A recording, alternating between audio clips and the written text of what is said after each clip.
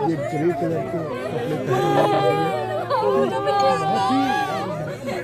कपड़े पहने हुए बहुत ही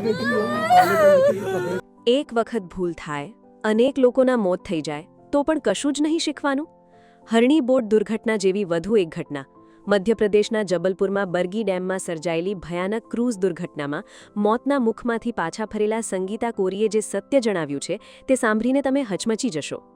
દિલ્હીથી આવેલા આ પ્રવાસી મહિલાએ આરોપ લગાવ્યો છે કે ક્રૂઝમાં ક્ષમતા કરતાં વધુ એટલે કે 40 જેટલા લોકો સવાર હતા અને કોઈને પણ લાઈફ જેકેટ પહેરાવવામાં આવ્યા નહોતા.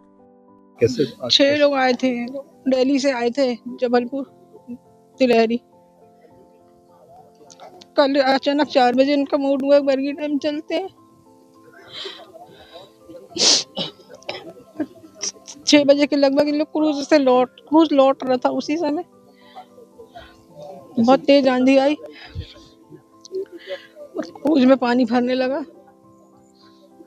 किसी ने भी लाइफ जैकेट नहीं पहना के रखा गया था. बाद में जब पानी भरने लगा तब जल्दी जल्दी दिए तो छीना झपटी मचने लगी और क्या माने क्रूज पलट गया. क्या माने लापरवाही है बहुत लापरवाही है, बहुत. सिर्फ कमाई का जरिया बना के रखे हैं, कुछ नहीं है यहाँ पे. वो कुछ सुनते ही नहीं. उसको बोल भी रहते, यहाँ से बोल रहे, आवाज भी दे रहे थे गांव के लोग कि इस तरफ को लाओ.